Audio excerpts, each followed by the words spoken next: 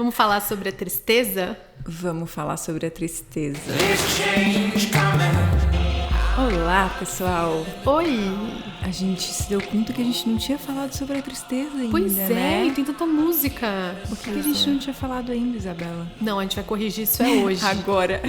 Mas antes a gente tem um recado pra você. Se você é de São Paulo, a gente quer te convidar para o nosso curso A Linha, Como Estar em uma Vida que Não se Resolve, que vai acontecer às quintas, a partir de setembro, na Casa Casulo. E tem ainda um retiro de um final de semana no espaço Terra Luminous, que é pertinho de São Paulo. Além disso, a gente vai ter uma aula sobre corpo e a gente também está investigando muito como a gente pode introduzir mais a arte nessa conversa. Então, acho que vai ser bem legal, né, Bela? É isso aí. Se você tem interesse, no nosso site tem todas as informações, o curso das emoções.com.br, ou então entrando direto em alinha.eventbrite.com.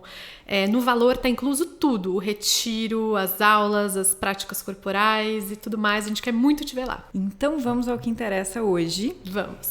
Que é essa emoção tão presente, né? Ao menos na minha vida e na sua. É, sim. E eu acho que na vida de muita gente. Deve ser, porque assim, a gente achou muita música sobre a tristeza, né? Uhum. Dava pra ter usado várias músicas com abordagens muito diversas. A gente ficou super tentada a usar Belchior, Cartola, Noel Rosa. Mas a gente escolheu essa música, primeiro porque ela é muito bonita, né? E muito profunda. E porque ela apresenta pra gente alguns aspectos da tristeza, assim. Qual que é a música? A música se chama Metade, é da Adriana Calcanhoto. De 1994, de um álbum que chama A Fábrica do Poema. Bonito esse nome do álbum, legal, né? Uhum. Acho que é a primeira música escrita por uma mulher desse podcast. Ah, é? É. Gente! E vamos comemorar a primeira mulher que escreveu. Música. Mais representatividade nesse podcast aqui, hein? Por Obrigada, favor. Adriana Calcanhoto. Vamos ouvir então.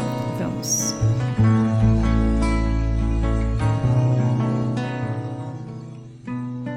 Eu perco o chão, eu não acho as palavras.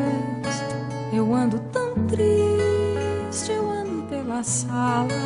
E se quem tá ouvindo não tava triste, agora já deu pra dar uma fiquei sentidinha, tristinha, né? assim, de ouvir. Essa é uma boa música pra fossa. É. Então, o primeiro verso, eu perco o chão, eu perco meu apoio. Meu refúgio. Meu refúgio, né? As coisas se desfazem, assim, parece que eu não tenho onde segurar. Tem até a Elizabeth Matis Nangel que fala no livro dela, né? Como viver numa vida em que não dá pra segurar. Quando a gente tá passando por um episódio de tristeza, é um pouco isso, né? A gente percebe que o nosso refúgio tá muito instável. A gente perde o brilho, perde um pouco a capacidade de ação, assim, né?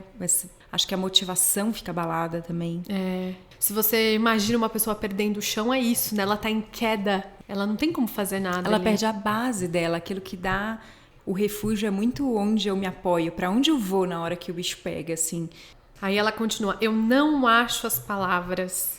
Eu me identifico muito com esse verso, porque cada pessoa tem um processo, né, na tristeza. E eu acho que a minha tristeza é muito pouco discursiva. Ela é mais com energia baixa, assim. Ela é mais ligada a uma desistência, sabe? Eu não tenho nem energia pra entrar nisso. Pra você é assim também? Será que pra cada um é de um jeito? Eu nunca tinha pensado, Bela, sobre isso. Quando a gente estava estudando a música, você falou isso, né? E aí eu pensei, nossa, é mesmo. A raiva, ela deixa a nossa mente mais agitada, mais discursiva. O ciúme, a inveja, a gente fica contando a história daquilo. E a tristeza, não, né? A tristeza, ela tem uma característica de ser menos enérgica, né? E talvez menos discursiva mesmo. Achei muito legal isso que você falou. Eu sempre penso nisso, com raiva eu não durmo, mas a tristeza me deixa com vontade de ficar em casa, largada no sofá. Com a tristeza você não tem vontade de levantar, né? Enquanto a raiva tem energia de sobra, na tristeza falta energia, né? Aliás, esse é um bom ponto pra gente falar um pouco do que o Paul Ekman fala, né, da tristeza, que ele fala que a tristeza tem essa função social de pedir apoio, de pedir acolhimento. Então, por que a energia da tristeza é essa energia meio, sei lá, passiva? Será que a gente pode dizer assim, né? Porque é um jeito da gente mostrar pro mundo que agora a gente precisa de apoio. Por isso que a gente arqueia os ombros, por isso que cai a sobrancelha, cai a boca, né? A gente se mostra inofensivo pro mundo. E como é bom a gente poder falar sobre isso e perceber isso Não só para quando a gente tá triste, mas também para entender que quando tem uma pessoa triste ao nosso redor, assim, ela tá pedindo acolhimento. Mesmo que ela não saiba, né? E mesmo que ela não queira expressar isso. E às vezes a gente não vai ter uma ação para ajudar, mas a gente pode ter uma presença ali, né? E já é uma grande coisa, né? Quando eu tô triste, eu não procuro alguém para alguém solucionar a minha tristeza, né? Eu procuro alguém para ter um apoio, esse chão que eu perdi. Para dividir. Para dividir. Então, por que quando a gente vê uma pessoa que tá triste diante de nós, a gente acha que a gente tem que ter uma solução? É como se a gente não tivesse a solução, então a gente não tem nada para oferecer. Claro que a gente tem. Às vezes a pessoa não tá esperando uma solução, mas ela tá esperando uma presença que seja, né? No podcast do Coemergência, com a doutora Ana Cláudia Quintana, ela diz que no processo de luto, muitas pessoas evitam pessoas que estão num processo de luto porque não dão conta de acolher a tristeza do outro, assim. Existem relatos de que a pessoa encontra um amigo na rua e o amigo finge que não vê, porque ele não dá conta de lidar com aquele luto. Nossa, que difícil. E difícil, né? Para todo mundo, para quem tá passando pelo luto e para quem não tá dando conta, porque é uma dor ver o amigo sofrendo, né? É uma dor ver alguém sofrendo na sua frente. E saber que você não pode fazer nada, né, Natália? Como que é isso? Mas isso me faz pensar que a gente tem que começar a treinar isso, né? Como é que a gente dá conta da nossa dor e da dor do outro? Porque a dor, ela vai vir, né? Eu ando tão triste, eu ando pela sala. E aí a gente começa a ver a sutileza da fábrica de poema da Adriana Calcanhoto, né? Porque ela coloca o verbo andar aqui em 2 sentidos, né? Porque eu ando tão triste pode ter esse sentido de que a tristeza perdura, né? A tristeza é uma emoção que pode durar muito tempo, o Paul Ekman fala, porque ela pode se arrastar para um estado de ânimo. O Paul Ekman, ele define um estado de ânimo um pouco diferente de emoção. Ele fala que uma emoção sempre tem um gatilho. E o estado de ânimo, a gente não tem um gatilho, às vezes, definido. Às vezes pode ter sido uma emoção muito difícil que depois te levou para esse estado de ânimo. É quando, por exemplo, a gente acorda mal-humorado ou a gente acorda mais alegre. A gente não entende muito bem o que causou aquilo, mas a gente tá com um véu ali vendo, né? Quando eu tô mal-humorada, tudo me deixa irritada, assim, né? Parece tudo que é um pretexto para eu continuar nesse estado de ânimo. Então ela fala, né? Eu ando tão triste nesse sentido, e aí depois ela vem e usa o mesmo verbo para falar eu ando pela sala. E aí esse andar já tem o sentido de caminhar, de se locomover, e andar pela sala, né? Quem fica andando pela própria sala? Quem tá perdido. Quem tá sem sentido, né? Não tem tanto espaço, né? A não ser que seja uma sala muito grande. Não tem sentido andar numa sala. Será que a tristeza faz isso com a gente? De deixar a nossa vida meio sem sentido, assim? Eu acho. Mas aí a gente vai ver daqui a pouco que tem um outro ponto, né? Sim. Talvez ela possa trazer muito sentido pra nossa vida. Então vamos continuar ouvindo agora. Vamos. Eu perco a hora, eu chego no fim, eu deixo a porta aberta, eu não moro mais em mim. Nossa, eu acho muito legal como ela coloca coisas muito cotidianas e muito profundas ao mesmo tempo. Então ela começa, eu perco a hora, eu chego no fim. Quando a gente tá triste, é normal, assim, perder a hora do compromisso, né? Porque aquela falta de energia de sair, aquela falta de vontade de fazer alguma coisa. Então eu perco a hora, eu tô... Quem nunca? Mas e aí, é muito legal que ela fala isso do perco a hora, porque me lembra aquele exemplo que você sempre dá falando do trabalho, né? Uma pessoa pode chegar atrasado um dia porque tá triste e chegar triste no trabalho. No segundo dia, ela pode chegar um pouco triste também, um pouquinho atrasada, que tá tudo bem, afinal ela tá triste. Terceiro dia de tristeza... Você vai ser chamado, né, pelo seu chefe, vai perguntar o que tá acontecendo, que você tem que dar a volta por cima. A nossa sociedade aguenta muito pouco a tristeza, até pelo que a gente falou nos versos anteriores, que a gente não sabe lidar, socialmente a gente não sabe lidar. Isso da gente não saber lidar, você já passou por alguma situação de que ou você tá triste ou alguém tá triste perto de você E aí, a nossa reação usual, alguém dando conselho pra alguém triste, é assim, vai passar.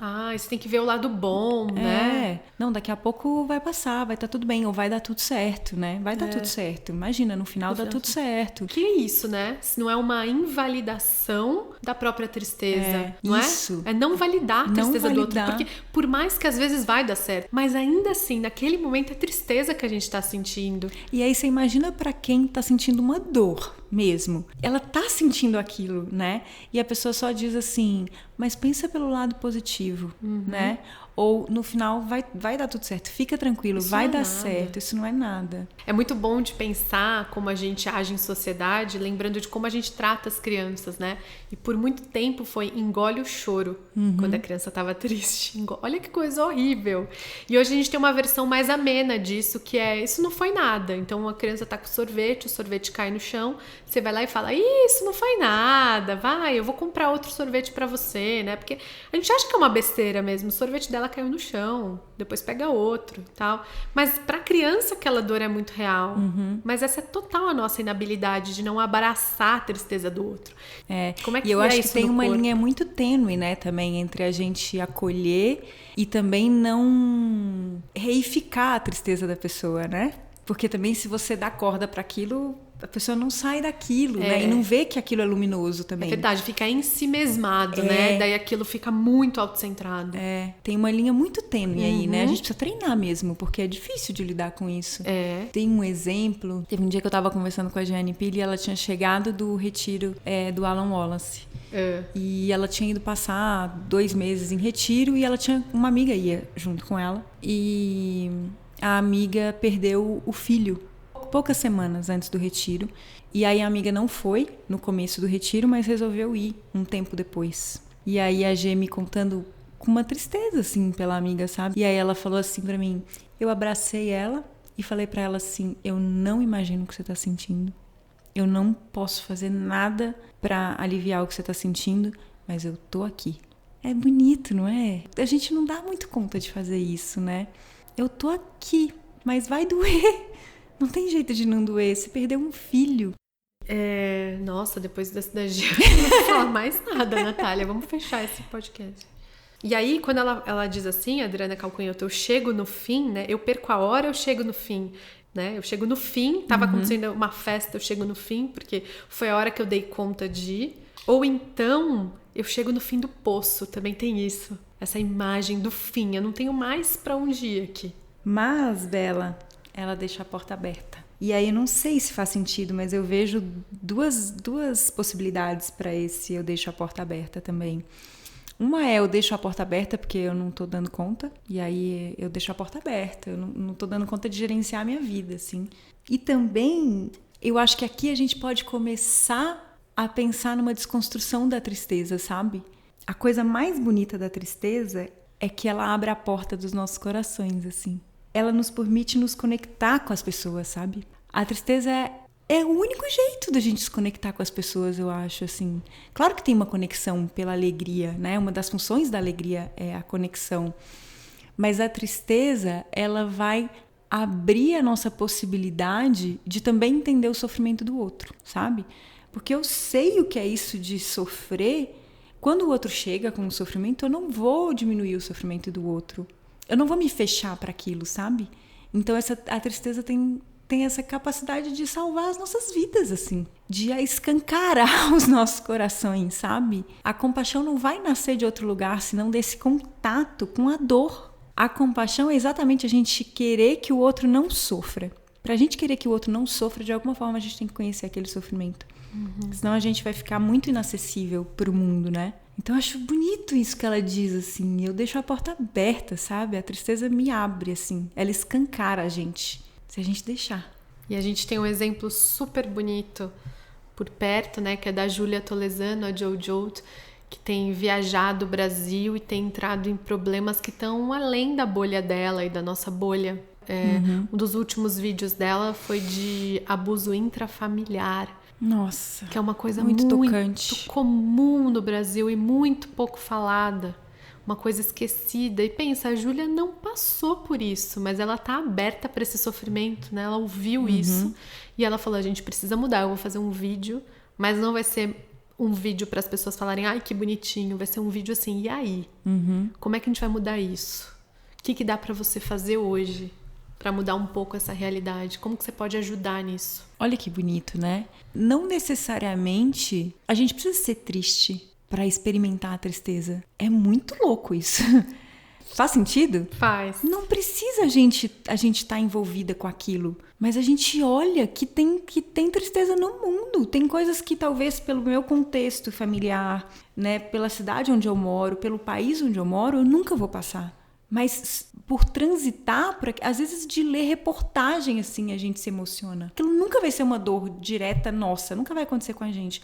Mas não impede da gente sentir aquilo, né? Sim. E o fato da gente sentir aquilo nos dá uma possibilidade de ação, que é o que a Júlia tá fazendo tão lindamente, assim, né? Eu acho que a tristeza, ela é essa ponte mesmo, sabe?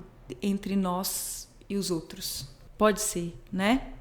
Sobre a tristeza, enquanto a gente pesquisava música, o Gustavo, a gente gravou um áudio pra gente. Vamos colocar um trechinho aqui? A tristeza, ela é o resultado da contemplação das 4 nobres verdades, da realidade. Então ela sempre vai ter, ela tem que ficar como uma pulga atrás da orelha em todos os momentos. A gente tem que estar com a tristeza. E é ela que nos deixa desistir dos jogos autocentrados, é ela que vai abrir a compaixão. E se a gente não tá triste é porque a gente não tá olhando a realidade. Se a gente não tá triste é porque a gente não tá olhando a realidade. Que é isso? Muito simples, né? Porque é isso mesmo, é só abrir o jornal pra você ver isso. Todas as vezes que eu venho pra sua casa, eu vejo que tem gente morando na rua, na esquina da sua casa. Em algum nível a gente vai ficar triste, não tem jeito. Tem gente que mora na rua. É triste isso. Mas isso também é o lugar da ação compassiva.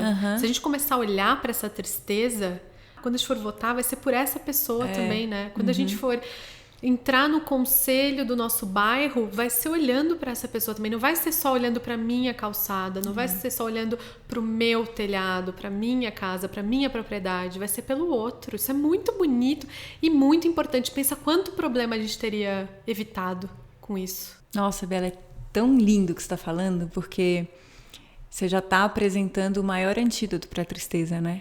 Que é a compaixão. O maior antídoto para a tristeza é a gente se abrir, assim. Aí tem aquele exemplo maravilhoso. Que a mãe do, acho que Danilo, um dos jogadores... Acho que é Danilo, isso. Um dos jogadores da Chapecoense, ela estava dando uma entrevista para um repórter logo que aconteceu o desastre do avião que caiu e matou o filho dela. E o repórter estava perguntando como ela se sentia. E ela respondeu e...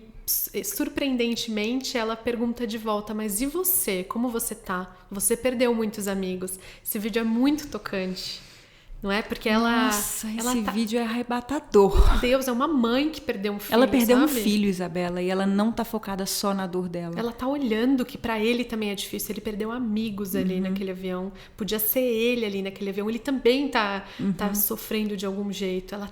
Ela deixou a porta aberta. É...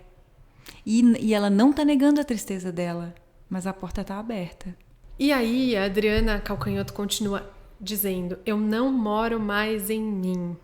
O que é esse não morar mais em você mesmo, né? Isso me lembrou uma recomendação do Alan Wallace sobre práticas para fazer quando a gente tá triste. E a prática que ele diz que recomenda sempre pra gente, num estado de ânimo, tristeza, ou numa emoção da tristeza, é a enfermaria. Porque é voltar pro corpo, né? Para sair desse lugar alheio, né? Esse estado de completa absorção da emoção. Você volta pro seu corpo, você volta pro seu pé. E tem prática para isso, né? Uma das práticas se chama enfermaria, de você voltar e relaxar e soltar. E toda vez que um pensamento te levar para algum lugar ou uma emoção, você voltar pro corpo. Então, eu acho que isso mostra muito, assim, do eu não moro mais em mim, como a gente fica sem casa, né? Sem acolhimento, e como a gente pode ter essa percepção pra gente fazer práticas pra isso, de voltar pro corpo na hora. Pra gente voltar pra gente. O próprio Alan Wallace fala dessa prática como uma forma de voltar pra casa, assim, né? É uma forma da gente voltar pro nosso eixo, né? É uma falta de aterramento mesmo, né? Exato. Então vamos ouvir mais um pouco? Continuar? A último pedacinho. Vamos lá. Eu perco as chaves de casa, eu perco o freio.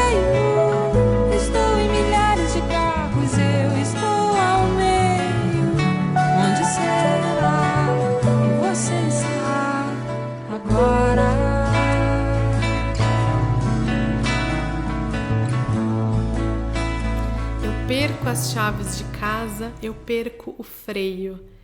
De novo, a Adriana Calcanhoto dá um sentido duplo para isso, né? Então tem um sentido cotidiano, novamente, de que quando a gente tá triste, envolto nesse véu da emoção, a gente pode perder coisas, né? Eu perco a chave de casa, eu não consigo frear o carro. Tem essa coisa cotidiana e banal, né? Do dia a dia, eu perco prazos, às vezes a sua cabeça tá em outro lugar, você não tá com uma atenção voltada para aquilo e nenhum cuidado. Mas também tem um outro sentido mais profundo, que eu não moro mais em mim, eu não tenho nem as chaves da minha casa, né? Sabe aquilo? Eu não tenho mais um certo controle da minha vida. A tristeza tirou o refúgio dela, né? Então ela tá ali, ó, desmoronando, caindo. Pode acontecer qualquer coisa aqui, a emoção que tá agindo por mim, né? Estou em milhares de cacos, eu estou ao meio. A gente não dá conta de ficar em cacos. Não dá. Nem de ver o outro em cacos. Por isso que a gente não dá conta da tristeza do outro, porque a gente não dá conta de ficar triste. Aí o meu jeito de ajudar o outro vai ser resolver, vai ser tentar juntar os cacos dele. Não, é como se não tivesse... A gente está tão estreito que a gente não tem espaço para ficar triste. Para sentir o buraco, né? E aí tem o finalzinho da música, né? Que ela pergunta, onde será que você está agora? De novo, assim, me parece que ela está tentando resolver. Ela não dá conta daquela falta, ela quer saber onde é que você está agora, né? Por que a gente quer tanto se livrar da tristeza, né? Se ela pode ser essa ponte tão bonita. E às vezes pode parecer super ingênuo falar isso, né? Porque a gente fala, é óbvio que ela quer a metade dela, tá doendo, provavelmente a pessoa que ela ama foi embora, ela quer resolver isso porque ela ama aquela pessoa e é isso. Mas aí a Nath anotou aqui pra falar um ditado do Shantideva, que eu acho que diz muito disso, porque num nível a gente quer resolver as coisas, né? A gente quer a pessoa que a gente ama do nosso lado e tal.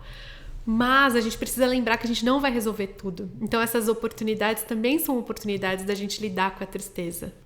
O que o Shantideva diz, Nath? Ao invés da gente tentar forrar o chão do mundo para os nossos pés não doerem, seria muito mais fácil a gente cobrir a sola dos nossos pés com couro. E aí a gente pode andar em qualquer lugar. Então, ao invés da gente ficar tentando resolver qualquer problema que surja na nossa vida, isso não quer dizer que a gente não vai resolver coisas, né? Mas a gente pode cultivar uma mente que seja aberta para acolher a tristeza. Para passar pelas adversidades. Porque tem coisas que não vão depender da gente. Vamos olhar para esse exemplo aqui. Dói muito, né? Você perder alguém, perder uma relação, parece que você vai morrer, assim. Mas, às vezes, aquela pessoa não está disponível. Já aconteceu comigo, de terminar um namoro e eu queria aquela pessoa de volta e ela não está aqui, não está mais disponível. E aí, como é que a gente vai lidar com isso? Sabe? Ao invés da gente querer arrumar outra pessoa para colocar no lugar ou ficar brigando de que aquela pessoa tem que voltar, é melhor a gente calçar um sapato para poder conseguir andar. Sabe? Nesse lugar difícil, assim. É difícil. É difícil. A gente vai perder coisas e vai perder pessoas na vida. Eu acho que a tristeza, além dela conectar a gente com o outro, assim, né? Com a tristeza do outro, eu acho que ela vai ajudar a gente a fazer uma pergunta profunda, sabe? Se existe essa dor, deve existir um jeito de lidar com isso, assim. E essa pergunta profunda pode fazer a gente andar. E esse andar é sempre em direção ao outro. Porque a gente vai querer praticar para ter uma mente mais lúcida, para ter uma mente mais aberta, para cultivar espaço na nossa vida, nos nossos corações, para a gente poder se relacionar com o outro melhor, para a gente poder ajudar quando a nossa mãe está sofrendo, para a gente ter algum recurso, quando os nossos filhos estiverem sofrendo, para a gente ter algum recurso. Você não quer ter recurso o dia que você vê a Cecília sofrendo? Você não quer ter algum recurso para poder ajudar? Não é? Nossa, me convenceu. Com a Cecília te convenço, né? Qual prática que eu tenho que fazer? E aí, Isabela? Uma inspiração depois desse episódio reflexivo. Nossa, profundo esse episódio, né? Muito profundo. A gente falou de muita gente nesse episódio, meu Deus. Quero ouvir sua aspiração primeiro. Qual é, Nath? A minha aspiração vem do Tim Olmsted. A melhor coisa que a gente pode fazer por nós, eu acho, é a gente cultivar espaço, sabe? Para poder caber as coisas. Então a minha aspiração é que a gente possa encontrar formas de cultivar espaço. E a sua aspiração, Isabela? A sua, ela tem a ver com ser esse espaço, né? Então, que as pessoas consigam te contar uma tristeza e você consiga acolher. Que a gente, enquanto sociedade, consiga fazer isso. E a minha aspiração é pra mim e pra quem tá ouvindo, né? Pra gente, é que a gente também cultive relações em que a gente possa pedir ajuda.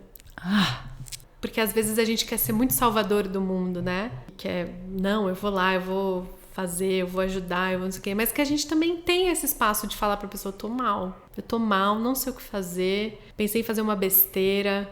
Ai, que bonito. Sem querer respostas, geralmente a gente não quer muita resposta, né? Mas que a gente consiga oferecer a possibilidade do outro nos ajudar também quando a gente estiver triste, no fundo do poço. Ai, Isabela, que bonito. Ai, eu adorei a sua aspiração. Como é que a gente termina um podcast desse, Bela? Ai, não tem outro jeito senão citando uma pessoa que já tenha falado muito bem sobre isso. Então vamos lá. A Natália vai ler agora a tradução de um trecho que o Shogyan Trungpa disse num documentário sobre a vida dele. O documentário chama Louca Sabedoria. How much that we have actually trying to connect with our own heart. O quanto nós realmente tentamos nos conectar com o nosso coração. E o quanto dessa tentativa, em particular, de conectar com o nosso coração, foi repelida porque você pode descobrir algo terrível dentro de si. Quando queremos realmente nos conectar com o nosso coração, o que é você? Quem é você? Onde está seu coração? Se você simplesmente colocar a mão em sua caixa torácica e sentir seu coração, há uma ternura. A sensação é dolorida e macia, e dói. E você quer derramar o seu coração para se relacionar com os outros. Esse tipo de ternura traz uma noção de destemor, o destemor de que você tem possibilidades, de que o mundo ao seu redor pode acariciar seu coração, Your raw heart. o seu coração ferido.